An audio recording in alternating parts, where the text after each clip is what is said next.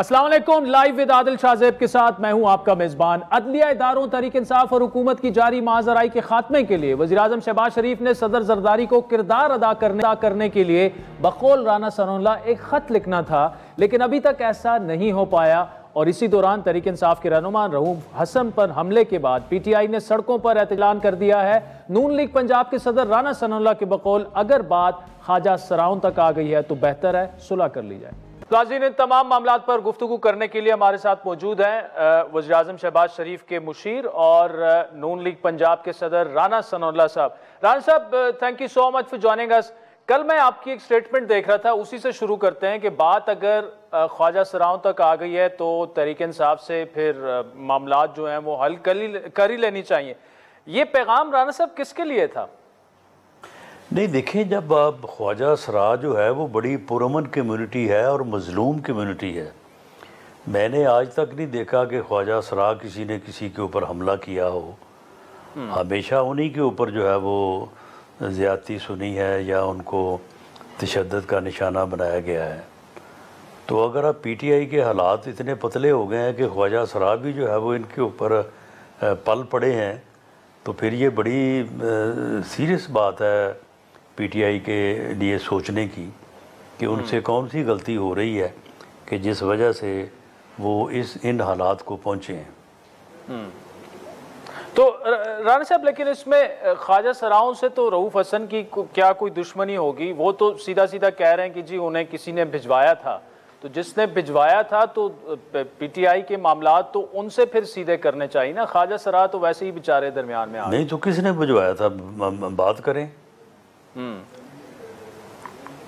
تو اس کی رانا صاحب، اس معاملے کی کیا حکومت کو جوڈیشل انکوائری نہیں کرانی چاہیے؟ کیونکہ اسلام آباد میں اس سے پہلے ایک شاعر ہیں احمد فراد صاحب، انہیں بھی اٹھوا لیا گیا۔ اب یہ دوسرا، تو کیا ایک تو جوڈیشل انکوائری، دوسرا کیا یہ وزارت داخلہ کی ناکامی نہیں ہے کہ کیپٹل میں مطلب 2 ویک کے اندر اندر ایسے 2 واقعات ہو جاتے ہیں؟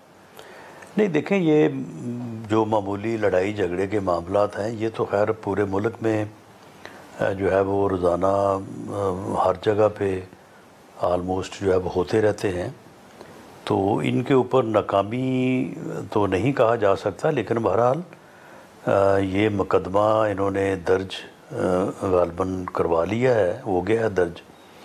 اس کے اوپر یہ بھی جو ہے وہ مدد کریں پولیس کی کہ پولیس انویسٹیگیشن کرے اور ڈھونڈے ملزمان کو۔ تو ہر ضرر کا جو مقدمہ ہے اس میں مدعی کا بھی ایک بڑا رول ہوتا ہے، کیونکہ اس کے اوپر حملہ ہوا ہوتا ہے، اسے معلوم ہوتا ہے کہ یہ کون لوگ ہیں، کس نے بھیجے ہیں یا کہاں سے آئے ہیں۔ تو انہوں نے اگر صرف اس معاملے کو پریس کانفرنس کے لیے، اپنا ٹاک شوز کے لیے جو ہے وہ استعمال کرنا ہے تو وہ تو پھر ان کی مرضی ہے، وہ کرتے رہیں۔ لیکن اگر انہوں نے سیریسلی اس معاملے میں کوئی کام کرنا ہے اور پہنچنا ہے ملزموں تک، تو وہ تو پھر انویسٹیگیٹنگ ایجنسی ہی ہے۔ جوڈیشل کمیشن جو ہے وہ انویسٹیگیشن تو نہیں کرے گا، وہ تو جو مطلوبہ ایویڈنس اس کے سامنے رکھی جائے گی اس کے مطابق جو ہے وہ اپنی رائے یا فیصلہ دے گا۔ تو یہاں پہ تو انویسٹیگیشن کا معاملہ ہے، یہاں پہ کوئی ڈیسیجن میکنگ کا تو معاملہ ہی نہیں ہے۔ اچھا رانا صاحب، دوسرا تھوڑا سا وے فارورڈ اب بتائیے گا۔ پولیٹیکل ایک جو معاملہ بالکل پھنسا ہوا ہے، سیاسی افراتفری جو ہے وہ ختم ہونے کا نام ہی نہیں لے رہی، ایسے میں چودھری پرویز الہی صاحب تحریک انصاف کے صدر ہیں، ان کا باہر آنا، پھر عماد اظہر بھی روپوشی سے باہر نکل آئے ہیں، کیا یہ سب کو کہیں نہ کہیں ان کو ریلیف مل رہا ہے یا دیا جا رہا ہے؟ یہ معاملہ کیا ہے؟ دیکھیں، کسی بھی مقدمے کی اپنا جو ہے وہ ضمانت ہونے سے پہلے یا اس کے ٹرائل ہونے سے پہلے ایک لمٹ ہوتی ہے۔ ہمارے خلاف بھی انہوں نے جو مقدمات بنائے تھے تو پھر ہماری بھی تو کچھ 8 ماہ بعد، کسی کی سال بعد، کسی کی 16 ماہ بعد ضمانتیں ہو جاتی رہی ہیں نا۔ وہ ایک یعنی ہر معاملے میں ایک جو ہے وہ یعنی ہوتا ہے کہ جی اب جو ہے وہ اس offense میں بیل، مقدمے میں بیل ہو سکتی ہے، اب نہیں ہو سکتی۔ تو اس کے حساب سے میرا خیال ہے کہ چودھری پرویز الہی کی بیل جو ہے وہ کوئی ایسا کوئی آؤٹ آف دی وے معاملہ نہیں ہے، اور اگر حماد اظہر صاحب منظر عام پہ آئے ہیں تو بالکل ٹھیک ہے، انہیں چھپنا ہی نہیں چاہیے تھا، منظر سے غائب ہی نہیں ہونا چاہیے تھا، وہ اس وقت بھی آتے عدالت میں آگے پیش ہوتے اور اپنا جو بھی الزام ہے ٹرائل ہے فیس کرتے۔ تو اب اگر وہ آ گئے ہیں تو ٹھیک ہے، وہ عدالت میں لیکن پیش رانا ہو۔ صاحب وہ تو یہ کہتے ہیں اس لیے ہم روپوشی میں گئے کیونکہ بے بنیاد مقدمات بنائے گئے، انہیں گرفتار کیا گیا، والدین تک کو نہیں چھوڑا گیا، ان کے ساتھ زیادتی ہو رہی تھی، انہیں الیکشن سے آؤٹ کروانے کا معاملہ ہو رہا تھا، تو یہ سب کچھ تو 2018 میں پی ایم ایل این بھی سہ چکی ہے، تو ان کا یہ جو دعویٰ ہے اس میں کتنی وزن ہے؟ نہیں دیکھیں، بے بنیاد مقدمے تو پھر ہمارے خلاف جو تھے وہ با بنیاد تھے، وہ بھی بے بنیاد ہی تھے۔ اس وقت بھی پولیس کو استعمال کیا گیا، دوسرے اداروں کو استعمال کیا گیا، نیب کو استعمال کیا گیا، تو یہ تو پھر بے بنیاد اگر وہ سمجھتے ہیں تو ان کو بے بنیاد ثابت کریں۔ تو رانا صاحب اگر اس وقت بھی بے بنیاد تھے اور اگر آج بھی بے بنیاد ثابت ہو جاتے ہیں تو یہ سیاسی جماعتوں کو پھر سوچنا تو چاہیے کہ یہ بے بنیاد چیزیں جو ہیں کیوں ہر 5 سال بعد کبھی ایک سیاسی جماعت کبھی دوسرے کے ساتھ ہو جاتی ہیں۔ تو یہ ہم تو کہتے ہیں کہ آئیں بیٹھیں سوچیں، سیاست کی بنیادی ڈائیلاگ ہے ایک پارلیمانی جمہوری سسٹم میں، جس میں گورنمنٹ اور اپوزیشن جو ہے وہ گاڑی کے 2 پہیے ہوتے ہیں۔ ہم تو جب اپوزیشن میں تھے، ہمارے ساتھ زیادتی ہوئی تو ہم نے تو اس وقت بھی کہا تھا کہ جی بیٹھیں بات کریں، ہم تیار ہیں اس مقصد کے لیے تاکہ ملک کے حالات بہتر ہوں، ملک میں سیاسی استحکام پیدا ہو۔ یہ اس وقت برس اقتدار تھے، اس وقت انہوں نے زور سارا لگایا ہوا تھا ہمیں ختم کرنے پہ، ہمارے خلاف مقدمات بنانے پہ، ہمیں جیلوں میں ٹھونسنے کے، اس وقت بھی انہوں نے بات نہیں کی۔ ہم تو ابھی جو ہے وہ یہ بات جو ہے وہ بالکل لاؤڈلی یہ کہتے ہیں کہ سیاسی جماعتوں کو، سیاستدانوں کو جو ہے وہ بیٹھ کے جو بھی صورتحال ہے، جو بھی سیاسی مسائل ہیں، ان کو جو ہے وہ ڈسکس کرنا چاہیے۔ پارلیمنٹ اس کا بہترین جو ہے وہ فورم ہے، وہاں پہ ڈسکس ہونا چاہیے اور کسی متفقہ نتیجے پہ پہنچنا چاہیے، کسی حل پہ پہنچنا چاہیے۔ ٹھیک ہے، یہ آپ جو متفقہ نتیجے کی بات کر رہے ہیں، صاحبزادہ حامد رضا صاحب جو کہ سنی اتحاد کونسل کے سربراہ ہیں، ان کی سٹیٹمنٹ آپ کی نظر سے یا گزری ہوگی، یعنی میں دہرا دیتا ہوں، کل انہوں نے ہمارے شو میں بھی یہ بات کی کہ ہم اسٹیبلشمنٹ سے نہیں، جمہوری حکومت سے ہمیں مذاکرات کرنے چاہیے، ہم ایک سیاسی جماعت ہیں اور کوئی یہ نہیں چاہتا کہ آرمی چیف اور ڈی جی آئی سے مذاکرات کرے، ہم ادھر بیٹھنے کے لیے تیار ہیں، لیکن اس کے لیے ماحول یہ لوگ بنائیں، جو ہمارے ساتھ جو کچھ ہو رہا ہے پہلے وہ تو بند کریں۔ تو اب اگر وہاں سے بھی وہ کہہ رہے ہیں کہ ہم مذاکرات کے لیے تیار ہیں، آپ بھی کہہ رہے ہیں مذاکرات کے لیے تیار ہیں، تو اب یہ آئس بریکنگ جو ہے یہ میڈیا کا کام تو نہیں ہے، یہ تو آپ آپس میں جب انٹریکشن ہوگا تو بات آگے جائے گی، اور آپ چونکہ حکومت وقت ہیں، ذمہ داری زیادہ آپ کی بنتی ہے۔ جی بالکل، ہماری ذمہ داری بنتی ہے، ہم ذمہ داری اٹھانے کو تیار ہیں۔ آئیں، آ کے پہلے ماحول کو بہتر بنانے کے لیے جو ہے وہ بات کر لیتے ہیں، اس کے بعد جب ماحول بہتر بن جائے گا تو پھر باقی ایشوز کے اوپر بات کر لیں گے۔ ہم نے تو ان کو بالکل جو ہے وہ اس بارے میں اوپن جو ہے وہ آفر دی ہے کہ وہ جب بھی چاہیں، بلکہ پچھلے دنوں میں جب ہم نے بات کی تو انہوں نے کہا کہ جی نہیں، ہم نے اس جماعت سے، اس جماعت سے اور اس جماعت سے بات نہیں کرنی، سیاسی جماعتوں سے ہی بات کریں گے تو اور جماعتوں سے کریں گے، اور دوسرا یہ ہے کہ ہم نے جو ہے وہ اسٹیبلشمنٹ سے بات کرنی ہے۔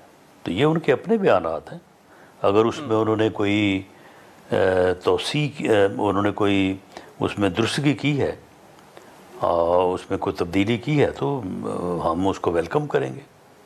ٹھیک، تو رانا صاحب آپ ویلکم تو کریں گے، لیکن وے فارورڈ کیا ہے؟ کیا وزیر اعظم شہباز شریف صاحب باقاعدہ ایک کمیٹی بنا کر، جس میں آپ بھی شامل ہوں، پرویز الہی صاحب کو بھی ڈالیں اور اپنے حامد رضا صاحب کو بھی ڈالیں، 2-3 اور بھی ہو سکتے ہیں، کم از کم کوئی انیشیٹو تو ایسا لینا چاہیے نا حکومت کو؟ دیکھیں، اگر وہ اس بات کی ہمیں یقین دہانی ہو کہ وہ ہماری اس کوشش کو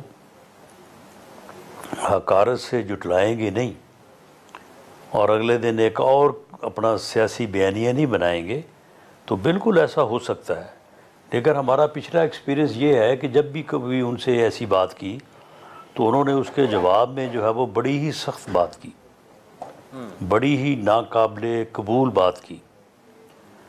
تو اس لیے اگر کوئی ان کی طرف سے کوئی بہتر اپنا پیش رفت ہوئی تو انشاءاللہ اس کا ہماری طرف سے پازیٹیو جواب ہوگا۔ ٹھیک، راجہ صاحب دوسرا یہ بتائیے گا کہ جو آپ کی ایک سٹیٹمنٹ آئی تھی کہ وزیراعظم جو ہیں وہ عدلیہ کے درمیان جو محاذر آئی ہے، عدلیہ اور حکومت، عدلیہ اور فوج کے درمیان جو محاذر آئی ہے اس کے خاتمے میں کردار ادا کرنے کے لیے جلد صدر آصف زرداری کو خط لکھیں گے۔ ایک تو کیا آپ سمجھتے ہیں کہ یہ معاملہ جو ہے وہ خرابی کی طرف بڑھ رہا ہے، اور دوسرا خط لکھنے میں کوئی پیش رفت ہوئی ہے؟ دیکھیں، اس بارے میں خط لکھنا یا خود بات کرنا، مقصد تو یہ ہے کہ جو اس وقت محاذر آئی ہے، ایک دن جو ہے وہ ریمارکس کہہ لیں یا وہ بھی ویسے تقاریری ہوتی ہیں، وہ جوڈیشل سائٹ پہ ہوتی ہیں، اور دوسرے دن جو ہے یہ اپنا پارلیمانی سائٹ سے یا پارلیمنٹ سے ہوتی ہیں۔ تو ان کا جو نیٹ نتیجہ ہے، جو نیٹ رزلٹ ہے، وہ تو کوئی اتنا مناسب نہیں ہے۔ تو اس صورتحال سے گورنمنٹ جو ہے وہ کسی طور پہ بھی مطمئن نہیں ہو سکتی۔ تو یہ کوشش جو ہے، یہ اس میں کیا پیش رفت ہوئی ہے، ابھی اس بارے میں وزیر اعظم نے کسی کو اعتماد میں تو نہیں لیا، لیکن وزیر اعظم یہ سمجھتے ہیں کہ یہ محاذ رائی جو ہے یہ درست نہیں ہے، عدلیہ کا پورا احترام ہونا چاہیے، ان کی عزت ہونی چاہیے، اور عدالتوں کو بھی پارلیمنٹ کی عزت، اور جو عوامی نمائندے ہیں جن کے پاس عوام کا مینڈیٹ ہے ان کا احترام جو ہے وہ کرنا چاہیے، اور اس قسم کا ماحول نہیں بننا چاہیے۔ رانا صاحب، یہ معذرائی اگر بڑھتی ہے تو حکومت کی بقا کے لیے کوئی خطرہ آپ محسوس کر رہے ہیں؟ نہیں، یہ محاذرائی خیر بڑھے گی کیا؟ یہ کو دونوں طرف سے کوئی ایک دوسرے کے اوپر حملہ آور ہونے سے تھوڑا تقاریر ہی ہیں، جسے اب عرف عام میں ہوائی فائرنگ بھی کہا جاتا ہے، جو کے پی کے وزیر اعلیٰ صاحب جو ہے وہ فرماتے رہتے ہیں روز۔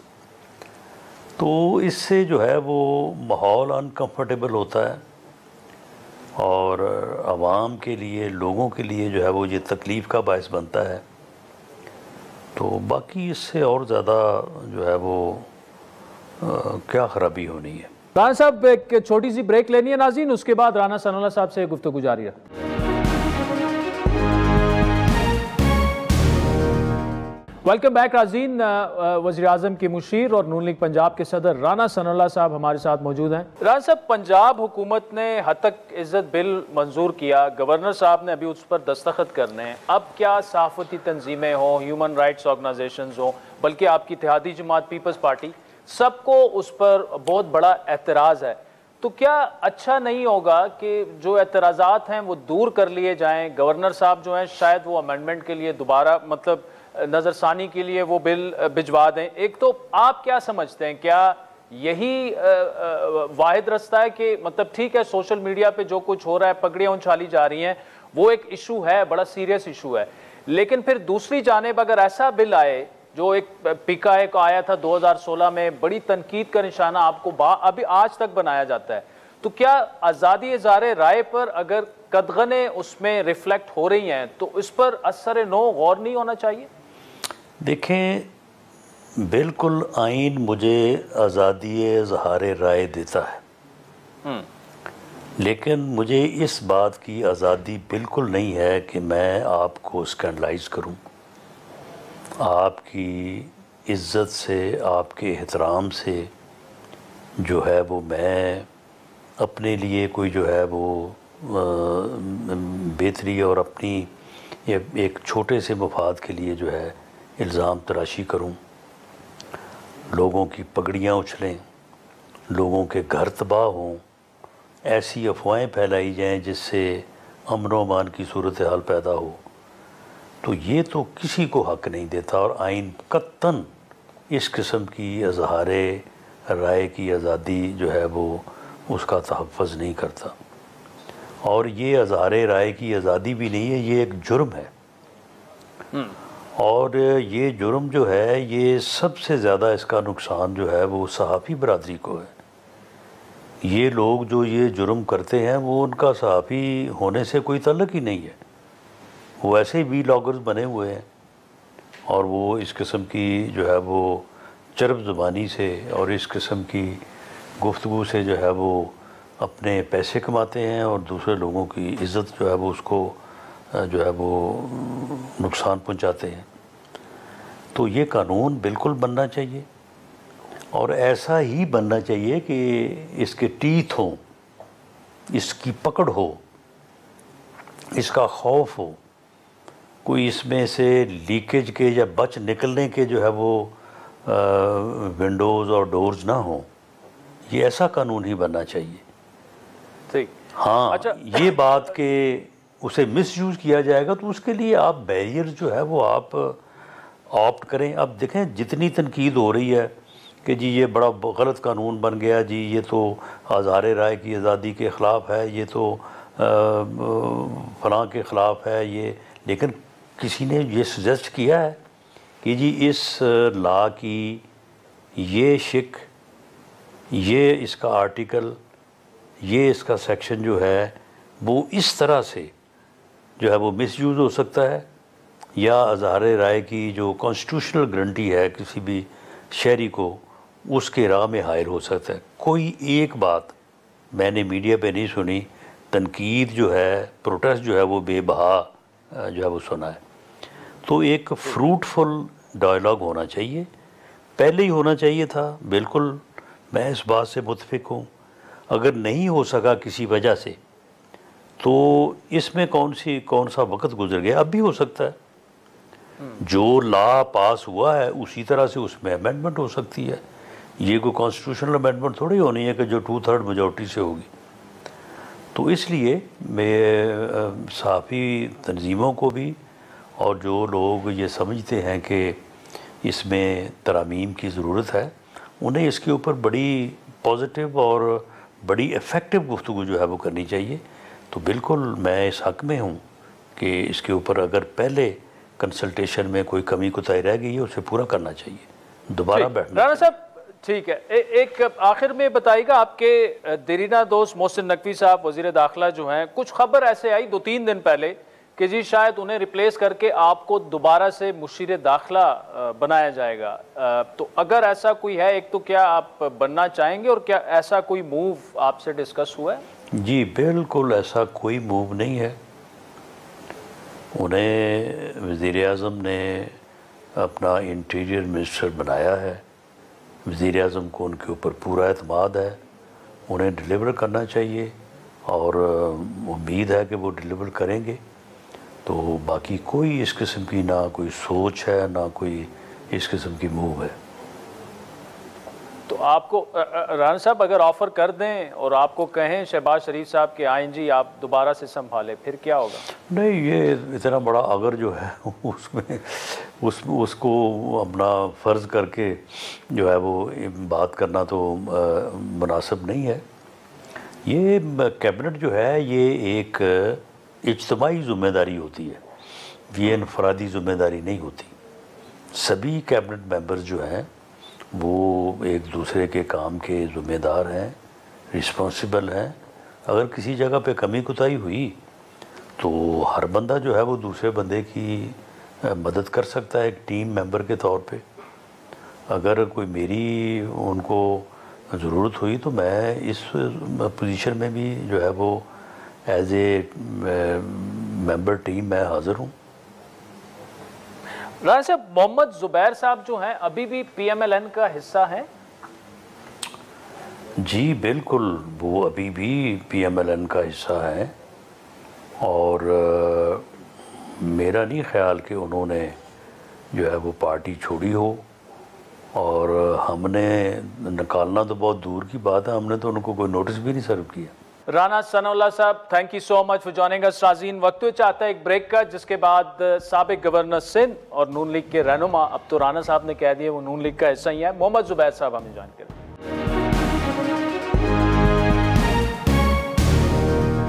Welcome back. ناظرین بریک سے پہلے رانا ثناء اللہ صاحب کی تفصیلی گفتگو آپ نے سنی, اور آخر میں جب میں نے ان سے پوچھا کیا محمد زبیر صاحب جو ہیں وہ ابھی بھی نون لیگ کا حصہ ہیں, انہوں نے کہا بالکل نون لیگ کا حصہ ہیں, ان سے تو کسی نے شوکاز ہی نہیں مانگا. اور بھی بہت سے معاملات ہیں جس پر تفصیلی گفتگو کریں گے. آج سابق گورنر سندھ اور نون لیگ کے رہنما محمد زبیر صاحب نے ہمیں اسٹوڈیو میں جوائن کیا ہے. اچھا زبیر صاحب, اکانومی پر تو بات کرتے ہیں. ہم نے آج رانا ثناء اللہ صاحب سے بات کی, ان سے پوچھا کہ جی کیا محمد زبیر صاحب ابھی بھی پی ایم ایل این کا حصہ؟ انہوں نے کہا ایبسولوٹلی, انہیں تو ہم نے نہ کوئی نوٹس دیا ہے نہ وہ دیا ہے. یہ بتائیں کہ where do you stand politically, آپ پی ایم ایل این کی جو بھی گورنمنٹ پر جس طرح کی تنقید آپ کر رہے ہیں, تو اور وہ کنسٹرکٹیو ایک تنقید ہے, لیکن اس سے ریفلیکٹ نہیں ہوتا کہ آپ ابھی بھی پی ایم ایل این کا حصہ ہیں. رانا صاحب جو ہے نا has always been very very kind. Top leadership میں اگر میں ایک سنگل آؤٹ کروں نا کسی کو, تو میں رانا ثناء اللہ کو کروں گا. آلویز ویری نائس, بہت بڑی پولیٹیکل فگر, پنجاب کے پریزیڈنٹ ظاہر ہے پی ایم ایل این کے. سو جب پی ڈی ایم کی موومنٹ چل رہی تھی, ہم اپوزیشن میں تھے, تو ظاہر سی بات ہے اس وقت ہم رانا صاحب پھر اریسٹ بھی ہوئے, اور وہ اس کیس میں بہت ہی خوفناک کیس میں. تو فرسٹ مریم نواز, جب 2019 میں مریم نواز پہلی دفعہ نکلی تھی نا, کہ ہم نے کہا, ایک پلان کیا نا کہ بھائی اب ہمیں متحرک ہونا پڑے گا, and this movement has to be lead by Maryam Nawaz. تو دا فرسٹ ریلی یا جلسہ جو تھا وہ فیصل آباد تھا, کیونکہ اس وقت ہمارے بہت بھاری بھرکم لیڈران جو ہیں نا آج کل جو آپ کو سب سے فرنٹ میں نظر آتے ہیں, وہ سارے جھجک رہے تھے. نہیں, جاتی امراض سے 15 کلومیٹر قریب نہیں آتے تھے. تو جب یہ تھا کہ بھائی نکلیں گی تو پہلا جو ہوگا وہ بڑا, اور آپ کو پتہ ہے بڑا خوف والا ماحول تھا. تو طلال چودھری نے والنٹیئر کیا تھا کہ آپ فیصل آباد آئیں, ٹھیک ہے. اور طلال چودھری جب وہاں ارینجمنٹ کر رہے تھے تو وہ انڈر گراؤنڈ ان سب کو جانا پڑا, بیکاز چھاپے پڑنے شروع ہو گئے تھے. یہ وہ وقت ہے جب مریم نواز کا ٹکر نہیں چلتا تھا. تو اس وقت جو جلسہ کیا تھا رات کے 3 بجے, I mean it was so successful کہ رات کے 3 بجے ہم نے وہاں جانا تھا رانا ثناء اللہ کے گھر, کیونکہ وہ اریسٹ تھے, ان کی وائف تھی اور بچے تھے. سو ادھر ہم نے جا کے جلسہ بھی کیا تھا, اور 3 بجے وہاں اتنا میسو کراؤڈ تھا. سو رانا صاحب میں ایسے ہی بتا رہا تھا ہسٹوریکل پوائنٹ آف ویو. اچھا ویسے آپ اس طرف چلے گئے ہیں تو وہ جواب میں آپ سے لیتا ہوں کہ ابھی بھی آپ پی ایم ایل این کا حصہ ہیں یا نہیں ہیں. ایک سٹوری ہے. دوسری, گجرانوالہ کی جو میاں صاحب کی تقریر ہے, بڑی مشہور و معروف تقریر ہے, اس سے 10 دن پہلے آپ کو ترجمان بنایا جاتا ہے, ٹھیک. اور ایک میٹنگ ایسی ہوتی ہے جس میں میاں صاحب خود کہتے ہیں کہ زبیر صاحب میرے ترجمان ہوں گے کیونکہ میرا بیانیہ انتہائی سخت ہونے میرے اور مریم نواز کے. جی, اور اس سے زیادہ لیتھل کمبینیشن نہیں ہو سکتا تھا, ٹھیک ہے, اس وقت کے ماحول کے, اس وقت کے ماحول میں. تو آپ کی کچھ سینئر لیڈرشپ جو تھی وہ کچھ جھجک بھی رہی تھی کہ آپ کو نہ بنایا جائے ترجمان, جو بھی ہے. پھر آپ نے بہت کچھ سہا. جی, تو what went wrong? I think ایک تو دیکھیں, جب آپ ہائی رسک گیم کھیلتے ہیں اور آپ بہت بڑے نہیں ہوتے, نہ آپ کا کوئی رولنگ پارٹی سے, نہ میرا کوئی پولیٹیکل بیک گراؤنڈ تھا یا کچھ, تو آپ کو وہ سہارا دینے کے لیے اور آپ کو بچانے کے لیے, کیونکہ ظاہر سی بات ہے جب آپ خطرہ مول لیں گے, خطرہ ہی ہو نا جب آپ پبلکلی جا کے فیض حمید کو بلیم کریں گے for the arrest of captain Safdar, تو اس کے امپلیکیشنز بھی ہوں گے نا, وہ واپس تو نہیں چھوڑیں گے. امپلیکیشنز کے آپ کے پاس کوئی کال وال آئی؟ بہت ایک میرے وائف کے پاس آتی تھی, میرے بزنس پارٹنر کے پاس آتی تھی. یہ جو ہوتا ہے نا, جب وہ کہتے ہیں نا آج کل بھی, جب وہ کہتے ہیں کہ جی کیا ہے, میں آپ کو صرف یہ بتا دوں, ایک کال آ جائے نا کہ جی محمد زبیر صاحب کہاں ہیں, آپ ان کی وائف بول رہی ہیں, ان کو صرف سمجھا دیں بس, تو وہ ایک ایسے خوف کا ماحول کریٹ کرتے ہیں. اور وہ اگر یہ کہیں نا کہ now you have crossed all red lines, tell your husband now that he will have to face the music, وہ بہت مشکل ہوتا ہے. اور آپ کو پھر سب آپ کے دوست احباب سب یہ کہتے ہیں بھائی آپ کیوں اتنا آگے تک چلے گئے. بٹ میرے لیے ایک بڑا آنر تھا کہ Mian Nawaz as an opposition, اور ایک موومنٹ چل رہی ہے اس میں اس سے بڑا کوئی پوزیشن نہیں ہو سکتی تھی. تو میں تو ہمیشہ سے, that is why I have been very very respectful to Mian Nawaz Sharif and Maryam, کہ میں I came from nowhere. مجھے بورڈ آف انویسٹمنٹ کا آپ نے ذکر کیا, اس کے بعد پرائیویٹائزیشن منسٹر بنایا, اس کے بعد گورنر بنایا. جب ہم اپوزیشن میں آئے تو اپنا اسپوکس پرسن اور اپنا مریم نواز کا بنایا. So it was a matter of honour. So میں نے کبھی بھی وہ سوچا ہی نہیں کہ میں اس لیے بن جاؤں تو کیا ہوگا, حالانکہ یہ بڑا کلیئر تھا اور اتنی تو میری سینس تھی کہ یہ ہائی رسک گیم ہے اور بعد میں جا کے کہیں نہ کہیں مفاہمت ہوگی. ابھی تو مزاحمت ہے, مزاحمت کے بعد جب مفاہمت ہوگی تو جب مفاہمتی جو بیانیہ ود ان دا پارٹی ہے وہ آگے آئے گا تو مزاحمت والوں کے لیے تھوڑا سا مشکل ہو جائے گا. آپ کا مطلب آپ اسکیپ گوٹ بن گئے؟ دیکھیں نا, وہ تو کسی کو بننا تھا نا, کیونکہ ظاہر ہے میں بالکل اوپنلی بات کر رہا ہوں اور آپ کو بھی پتہ ہے ہم اس وقت آپ لوگوں کے سامنے نہیں جی ایک ہی بیانیہ, ایک بیانیہ نہیں تھا, 2 بیانیے تھے, ایک مفاہمت ہی تھا. شہباز شریف صاحب کبھی بھی نہیں چاہتے, and full respect to him for that, اپنا ہر ایک کا نظریہ ہوتا ہے کہ یہ ہم ٹکراؤ کی سیاست نہ کریں. پہلے بھی ہمیں نقصان ہوا ہے جس کی وجہ سے میاں صاحب کی ڈسکوالیفیکیشن ہوئی, going back to 99 and so on and so forth. اور میاں صاحب کا جو تھا مزاحمتی بیانیہ تھا, مریم نواز کا مزاحمتی بیانیہ تھا. دیٹ از وائی وہ نام لے رہے تھے, جلسوں میں نام لے رہے تھے. مریم نواز باقاعدہ للکار رہی تھیں. تو آپ کی جاب ایز اے اسپوک, اگر آپ شہباز شریف صاحب کے اسپوکس پرسن ہوتے تو نہیں آنیسٹلی جو آپ کہہ رہے ہیں. اور مجھے بہت سے کولیگز تھے ود ان دا پارٹی, بڑے اچھے جو میرے ہمدرد تھے, وہ مجھے بہت دفعہ کہتے تھے کہ یار اتنا آگے تک نہ جاؤ, کیونکہ بہت سے جو لیڈرز تھے. اگین بات یہ کہ فرینکلی دیکھیں نا, میں تو ایک آیا تھا ٹیکنوکریٹ, حکومت چلی گئی, میں آرام سے جاتا واپس کارپوریٹ ورلڈ میں یا کہیں کنسلٹنسی وغیرہ جا سکتا تھا. میں کوئی اتنا امیر آدمی تو ہوں نہیں کہ جی میرے پاس بزنس بھی چلتی ہے اور میں اپوزیشن کی سیاست بھی کروں. لیکن I was the first and the only one who opted to resign in protest against July 25th election. باقی سب گورنرز کو کہا گیا تھا کہ آپ بھی ریزائن کریں, کوئی بھی نہیں آگے آیا. اچھا, اس سب کچھ میں جب آپ ایک مزاحمتی آوازوں کو اور کیمپ کو ریپرزینٹ کر رہے تھے, خبریں چلتی ہیں کہ آپ کی ملاقات ہوتی ہے جنرل باجوہ سے, وہ کیا تھا پورا ایپیسوڈ؟ دیکھیں نا, وہ اس وقت ایک یہ 2020 کی بات ہے جی, اور 20 سپٹمبر 2020, پہلے اگست 27 کو ہوئی تھی, پھر دوسری اس کے 10 دن اس کے کچھ 10 دن بعد سپٹمبر 7 کو ہوئی تھی. وہ اس میں ظاہر سی بات ہے ہماری ڈسکشن یہ رہتی تھی کہ جی ہمارا جو یہ بیانیہ ہے, کیونکہ یہ وہ ٹائم تھا جب مریم نواز کا ٹکر بھی نہیں چلتا تھا, میں نے بتایا آپ کو, اور بہت ہی مشکل حالات تھے. اور بہت سے ہم نام لیتے تھے, کال آ جاتی تھی, پھر بھی نام لیتے تھے. تو مجھے جب کہا گیا کہ جی آپ جا کے ان سے ملیں, اور میں آپ کو یہ اس وقت بھی میں نے کہا تھا اور آج آپ کو دوبارہ یہ کہہ رہا ہوں, میں نے جا کے یہ کہا ہی نہیں ایک دفعہ بھی کہ ریلیف دے دیں مریم نواز کو یا نواز شریف, میں نے نہیں کہا. میں نے ایک سوچ کے گیا تھا کہ میں آرگومنٹ بلٹ اپ کیسے کروں گا, کنونس وہی کرنا تھا اینڈ میں لا کے کہ جی آپ نے جو ان کے خلاف کیسز بنائے ہیں یہ سارے 2 نمبر کیسز ہیں, اور پاکستان کے ہسٹوریکل کانٹیکسٹ میں جائیں اور دیکھیں کہ کتنی دفعہ غلطی ہوئی ہے. اور آج آپ چاہے وہ مشرف کا دور تھا, ضیاء الحق کا دور تھا, ایوب خان کا تھا یا یحییٰ خان کا, آج کہ آپ کی جو فوج کی لیڈرشپ ہے وہ اون نہیں کرتی ہے, نہ وہ ذوالفقار علی بھٹو کو ٹانگنے کا فیصلہ, نہ ہی مجیب الرحمان کے خلاف جو اگرتلا کیس بنایا تھا, نہ ہی بے نظیر کو ایگزائل میں بھیجنے کا, اندر بند کرنے کا اور تمام چیزیں کرنے کا, اور نہ ہی پہلی دفعہ میاں نواز شریف کو نکالنا, پھر 2 دفعہ, پھر 3 دفعہ. تو میں نے ان کو اس طرح سے کہا تھا, اور خاص طور پر مریم نواز کے والے سے, کہ بھائی آپ نے وہ اصطلاح ہے کاٹا لگانا, کہ بھائی آپ نے کاٹا کیوں لگایا ہوا ہے, واٹ رانگ, آپ نے 2 دفعہ اس کو اندر بند کر دیا ہے, 10 سال کی آپ نے ڈسکوالیفیکیشن اس کو دے دی ہے, واٹ ڈو یو وانٹ.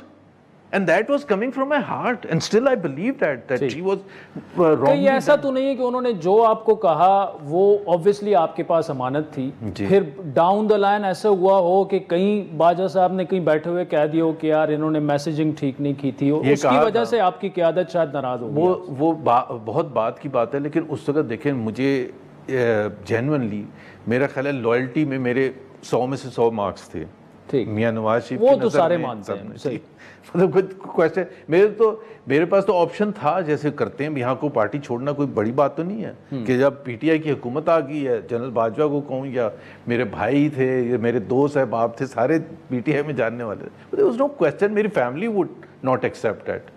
تو میں میسیجنگ کیوں غلط کروں گا, مطلب کوئی ریزن نہیں تھا، بلکہ میں نے اتنی کمپریہنسو میسیجنگ کی تھی کہ ان کی جو باڈی لینگویج تھی، جب میں نے یہ میں تکے پہ سوال کر رہا ہوں، وہ ٹھیک لگ رہا ہے ویسے، تو وہ بعد میں پتہ چلا کہ جی انہوں نے شاید اپنی پوزیشن کو سیف گارڈ کرنے کے لیے کہا کہ جی میں تو 1.5 سال پہلے ہی ڈمپ کر دیتا عمران کو، اگر یہ آپ کو صحیح خبر. بھائی میرا interest solely as a political person جو بھی ہو کسی پولیٹیکل پارٹی میں was the restoration of my political party, کہ میاں نواز شریف کے ساتھ جو زیادتی ہوئی ہے وہ ٹھیک ہوئے، مریم کے ساتھ زیادتی ہوئی ہے، پی ایم ایل این کے ساتھ جو زیادتی ہوئی ہے وہ ٹھیک ہو، تو آئی ول بینیفٹ. ایسے ہی ہوتا ہے نا بھائی، آپ جب ایک کیمپین چلا رہے ہوتے تو آپ کہتے ہیں پارٹی جیتے تو میں بینیفٹ کروں گا نا، ایسے ہی تھا میرے لیے بھی، ایسے ہی تھا. تو اور میں تو صبح دوپہر شام رات، اور میں عادل یہ بھی بتا دوں میں کراچی بیسڈ ہوں، کراچی میں رہ کے پی ایم ایل این کی پالیٹکس کرنا اور سپوکس مین بن کے کہ ایک دن آپ کو گلگت پہنچنا ہے، ایک دن آپ کو سکردو پہنچنا ہے، ایک دن آپ کو آزاد کشمیر پہنچنا ہے، اور پھر کوئٹہ پہنچنا ہے، اور پھر کراچی اور Sukkur and so on and so forth. So it was 24/7 job. رات کے 3 بجے یہاں سے پتہ چل رہا ہے کہ جی میاں صاحب کی صبح پیشی ہو رہی ہے، تو رات کے 3 بجے اسلام آباد. اچھا اب زبیر صاحب آپ پی ایم ایل این کا حصہ ہیں یا نہیں ہے، یس اور نو؟ یہ تو party leadership has to decide that. میں نے ابھی تک وہ بات ان کی رانا ثناء اللہ کی صحیح ہے، مجھے شو کاز نہیں ملا، تو وہ اگر شو کاز دیں تو میں اپنا مدعا بیان کروں کہ بھائی مجھے. اچھا محمد زبیر صاحب، ایک انٹرسٹنگ گفتگو ہے تو لیکن بریک بھی مجبوری ہے ہماری، تو بریک کے بعد محمد زبیر صاحب سے گفتگو جاری رکھیں.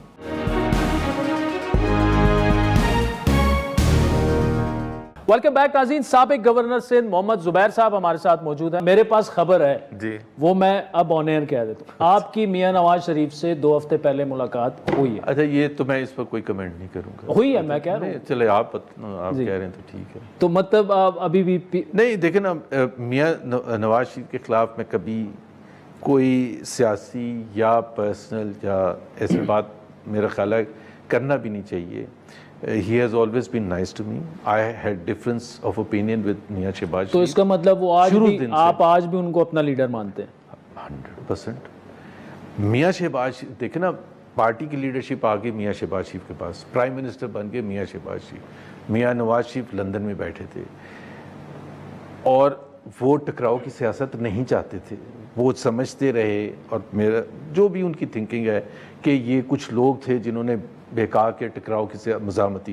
حالانکہ ہم نے بڑا اچھا بیانیہ بعد میں بنایا تھا کہ مزاحمت ہوگی تو مفاہمت ہوگی، اور ایسے ہی ہوا.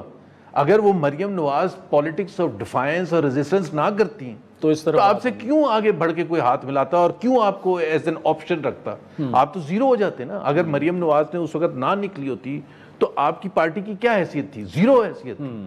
تو وہ تو پھر آپ ہر بائی الیکشن جیت رہے تھے، تو بائی الیکشن ایسے بیٹھے بٹھائے جیتے تھے. آپ نے سب بیانیہ بنایا تھا تو جیتے تھے نا. اور میری تو پوائنٹ ہی یہ ہے کہ آپ کا جو اینٹی اسٹیبلشمنٹ بیانیہ تھا، اینٹی اسٹیبلشمنٹ میں کلیریفائی کرتا ہوں، is not anti army. It just means کہ we are dependent on the power of the people. Vote کو عزت دو. وہ جب تک آپ کے پاس تھا تو آپ سکسیسفل تھے ایز اے پولیٹیکل پارٹی. آپ نے جیسے ہی وہ اس سے پیچھے ہٹے اور عمران نے وہ گریب کر لیا, he became popular and this is evident. By the way, اگر آپ فاطمہ جینا تک چلے جائیں, she was anti establishment نا. عوام میں جا کے اس نے ایوب خان کو تو ہرا دیا تھا, لیکن اس وقت کے فارم 47 کے حساب سے پھر ان کو ڈکلیئر کر دیا کہ وہ ہاری بھی نہیں ہے, جیتی بھی نہیں ہے. تو ابھی فارم 47 کا تذکرہ کرنا جو ہے وہ کتنے لیڈر پاکستان کی سیاست میں نا بہت سی چیزیں جو ہوتی ہیں وہ بن جاتی ہیں نا, مت بن جاتی ہے یا پاپولر نیریٹو بن جاتے ہیں, جس سے لوگ نیریٹ ایک کر سکتے ہیں کہ جی اچھا فارم 47 کا مطلب کیا ہوتا ہے. بٹ میں صرف کلیریفائی کر دوں, اس وقت فارم 47 نہیں ہوتا تھا, بٹ جو بھی ہوتا تھا شی ہیڈ وون الیکشنز, جو ہم نے پڑھا دیکھا سنا ہسٹری کی بکس میں ایوب خان کے خلاف بیسک ڈیموکریسیز کا. تو مطلب اس دفعہ پھر عمران خان جیتا ہے الیکشن, اس دفعہ عمران خان جیتا ہے, بالکل کلیئر ہے. اور فارم 47 میں دیکھیں نا, جو میں اور آپ کے پاس تو زیادہ شاید وہ ہو کانٹیکٹس ہوں, تو میں تو نہیں جا کے کہہ سکتا کہ ووٹ کاؤنٹنگ میں کیا ہوا تھا. میں ایک 2+2 کر کے کامن سینس سے کر سکتا ہوں, اور وہ اس حساب سے اگر آپ رات کے 10 بجے تک اپنا اٹھا کے دیکھ لیں, ڈان آپ جیو اٹھا کے دیکھ لیں, ایئر وائی اٹھا کے دیکھ لیں, ساری اسکرینز آپ اٹھا کے دیکھ لیں, رات کے 10 بجے تک NA1 سے لے کے جب لسٹ چلتی تھی کہ لیڈ کون کر رہا ہے اور پیچھے کون ہے, تو آپ NA-130 لاہور تک پہنچ جاتے تھے. 90% seats were going to independent backed by PTI. This is the fact. اور پھر اس کے بعد بہت سی چیزیں ایسی ہوئیں جس کی آج تک الیکشن کمیشن نے وضاحت نہیں کی ہے کہ بھائی اس کے بعد ریزلٹس کیوں بند ہو گئے تھے. بہت سے حلقوں کے میں تو اتنے زبیر صاحب اتنی انٹرسٹنگ گفتگو ہے کہ دل کرتا ہے یہ جاری رکھیں, لیکن آخر میں مجھے ٹائم بہت ہی کم رہ گیا. Where do we stand؟ ایک کامن امپریشن یہ آپٹکس اچھی ہو رہی ہیں اکانومی میں, IMF کے ساتھ معاملات ٹھیک چل رہے ہیں, انفلیشن نیچے آ رہی ہے, آپ کی نظر میں پہلے بات تو یہ IMF کا جو اگین پاکستان کے عوام کے پوائنٹ آف ویو سے میں بات کروں. دیکھیں معیشت از اباؤٹ عوام, معیشت is not about those big players جو کہ اسٹاک مارکیٹ کو اوپر یا نیچے لے کے جا سکتے ہیں. معیشت از ناٹ اباؤٹ کہ IMF نے راضی ہو گیا ہمارے ساتھ اور اس کی وجہ سے ایک پازیٹیو وہ آ جائے. ہر وقت جب آپ بات کرتے ہیں تو اگلا سال بڑا اچھا لگتا ہے, یہ فیکٹ ہے. لیکن آج اگر آپ میکرو اکنامک انڈیکیٹرز دیکھیں, fact of the matter is اس ملک میں IMF کے 23 پروگرام ہو چکے ہیں. جی 23 پروگرام, جو کہ ایک ورلڈ ریکارڈ ہے. سو اگر IMF اور اکانومی کی سکسیس کا لنک ہوتا تو پاکستان تو سب سے زیادہ اچھی معیشت پاکستان کی ہوتی نا, اور عوام کے 10.5 کروڑ عوام پاورٹی لائن سے نیچے نہ ہوتے. اور پاکستان میں ان امپلائمنٹ ریٹ اس وقت جو ہے ہسٹری میں سب سے زیادہ ہے. جی قرضے جو ہے سب سے زیادہ ہیں. اب جو بھی آپ فگر اٹھا لیں, انفلیشن کی جو آپ نے بات کی, inflation Pakistan has seen the worst in the last 60-70 years. 38% CPI touch کیا, 49% SPI ٹچ کیا. That has never happened. And consistently 12, 15, 16 مہینے تک ہماری 20, 25, 30% سے زیادہ انفلیشن ہے. وہ تو ایک نیچرل فینومینا ہے. اور آپ نے 22% پالیسی ریٹ رکھا ہے. جی 22% پالیسی ریٹ کا مطلب یہ ہے کہ آپ نے انفلیشن کو نیچے لانے کے لیے you had to kill the economy. 22% پر تو کوئی بورو کر کے نہیں کرتا. اسی طرح The fact of the matter is اگر آپ 2008 سے ہی دیکھ لیں, چلو پیچھے نہیں جاتے, except for 2 years 2017, 2018, یہ 16-17 سال میں Pakistan has been with IMF. پچھلے 6 سال میں جب سے PTI کی حکومت آئی ہے, 6 سال سے ہم IMF کے ساتھ ہیں. کیا اس دوران غربت کم ہوئی ہے, زیادہ ہوئی ہے؟ زیادہ ہوئی ہے. مہنگائی کم ہوئی ہے, زیادہ ہوئی ہے؟ زیادہ ہوئی ہے, بہت زیادہ. کیا قرضے کم ہوئے ہیں, زیادہ ہوئے؟ بہت زیادہ ہوئے. سو کون سا ایک یارڈ سٹک ہے؟ کیا آؤٹ آف اسکول چلڈرن زیادہ ہوئے ہیں یا کم ہوئے ہیں؟ بہت زیادہ ہوئے ہیں. دنیا میں second largest out of school children ہے. پاکستان میں کیا stunted children below the age of 5 کم ہوئے ہیں, زیادہ ہوئے ہیں؟ بہت زیادہ ہوئے ہیں. almost 50% ٹچ کر رہے ہیں below the age of 5. تو مطلب یہ حکومت, اور اس سے پہلے آپ کی جو گورنمنٹ تھی, آپ کی پارٹی اس میں تھی, آپ کا پرائم منسٹر تھا, پرفارم اس وقت بھی نہیں کیا اور ابھی بھی نہیں کر. میں آپ نے کہا پاور سیکٹر کا آپ نے کیا تھا جائزہ, پتن جو بھی کیا ہوگا. کل کی نیوز ہے کہ جی جو پاور ڈسٹریبیوشن کمپنیز کے جو لاسز ہوئے پاور سیکٹر میں 570 بلین روپیز کے, ایک میں ایگزامپل, کی بڑی وجہ بورڈز تھی جو کنسٹرکٹ ہوئے. بورڈز کس نے لگائے تھے؟ آپ کی پارٹی. جی, تو پھر اس کی اکاؤنٹیبلٹی بھی شامل تھی. ہاں وہ بھی شامل تھے. اکاؤنٹیبلٹی ہونی چاہیے, نہیں ہونی چاہیے؟ بالکل. لیکن عمران خان کو گئے ہوئے 2 سال سے زیادہ ہو چکے ہیں. 2 سال سے زیادہ میں تو پاکستان میں ججمنٹ آ جاتی ہے, اور caretaker was a continuation of the same government. میں تبھی کہتا ہوں جو سب سے بڑا the original sin was vote of no confidence. میں اس لیے کہتا ہوں کہ پاکستان کے 2 سال ضائع ہوئے. اگر اس وقت ووٹ آف نو کانفیڈنس کے بعد اسمبلی توڑ کے آپ الیکشن کراتے تو وہ یہ جو 2 سال گزرے ہیں they would have been part of a 5 year tenure. اور اس میں آپ وہ جو سخت فیصلے ہوتے ہیں, مشکل فیصلے ہوتے ہیں, وہ آپ ریفارمز کے لیے کرتے. آپ نے وہ 2 سال ضائع کیے نا. ٹیکس ریفارم ہوا نہیں ہوا, ایگریکلچر ریفارم ہوا نہیں ہوا, انرجی سیکٹر ریفارم ہوا نہیں ہوا. کیوں؟ انتظار, شاید اب اسمبلی توڑ دیں, اب یہ کرتے ہیں, اب یہ کرتے ہیں. So I think someone has to own the responsibility. یہ بڑا اچھا ہوتا ہے جب IMF آتا ہے 2013 میں, 2008 میں, 1997 میں, وہ جی اب IMF آ گیا, اب یہ ہو گیا. کیا عوام کی عوام سے تو جا کے پوچھ لیں نا. معیشت از اباؤٹ عوام. عوام اس وقت کیا, اور مڈل کلاس لے لیں, چلے عوام ان کو بھی چھوڑ دیں غربت. مڈل کلاس کی پچھلے 2 سال میں کیا پرچیزنگ پاور کافی کم ہوئی ہے, زیادہ بہت زیادہ کم ہوئی ہے. زبیر صاحب thank you so much for your time, اور آپ سے یہ ڈسکائندہ آنے والے پروگراموں میں جاری رکھیں گے. ناظرین آج کے پروگرام پر فیڈ بیک ضرور دیجیے گا. ہمارا ٹویٹر ہینڈل ہے @عادل شاہ زیب. اجازت دیجیے, خدا حافظ.